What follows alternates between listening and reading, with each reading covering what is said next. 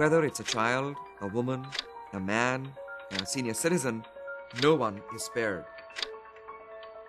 Road traffic crashes around the world take the lives of over 1.2 million people each year, and between 20 and 50 million suffer non-fatal injuries.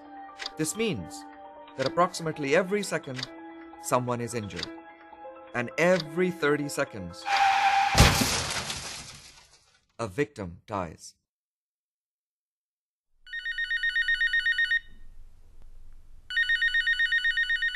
On May 3rd, 1995, I received a phone call that's every parent's nightmare. The voice on the other end told me that my son had been killed in a bus crash in Turkey.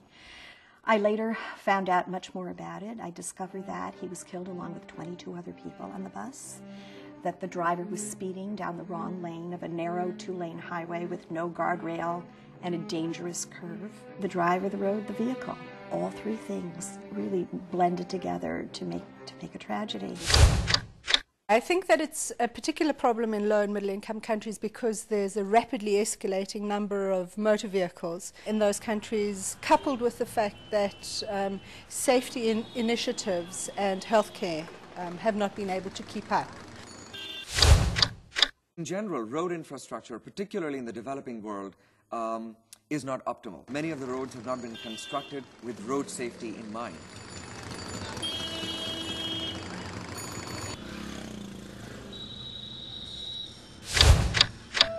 Close to 6 years ago, in September 2003, I was involved in a road crash. A drunk driver knocked at the vehicle that we were in, and we overturned several times.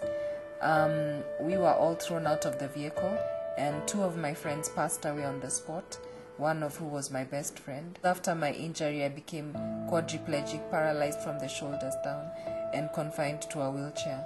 We were not wearing seatbelts, all of us were thrown out of the vehicle, and if seatbelt laws were also strictly enforced, I probably would not be on a wheelchair.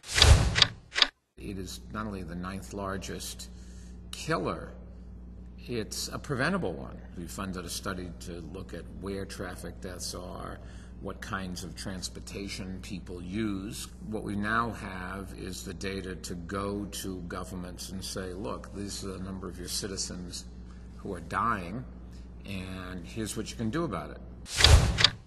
Nearly half of road traffic crash victims are what we call vulnerable road users. And in fact, in some of the countries of Asia and Africa, this proportion can be as high as 70 or 80%. These are people who are walking along the side of the road, people who are on motorcycles, so people who are not encased in something solid like a vehicle and therefore are more vulnerable. Road safety is an area where we can truly, as a global community, say we are responsible for our future. If we decide to invest in evidence-based road safety programs that are effectively implemented, we can save millions of lives over the next 10 to 20 years. I think a lot of people are still fatalistic about road traffic crashes, but they are preventable, and that's why we like to call them crashes or collisions and not accidents. They're not acts of God. There are things that we can do about it.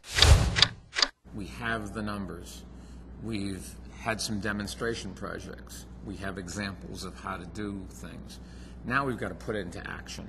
The next challenge is to bring it to the attention of those who can implement change, and also to bring it to the attention of those who are the victims, and maybe they can demand change. Much can be done to reverse this epidemic. There are a number of relatively simple interventions that can be put in place that will save lives every second of every day.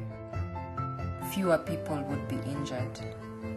Fewer friends, neighbors, and families will suffer. It really can make a very big difference if you get together and say, let's address the issue.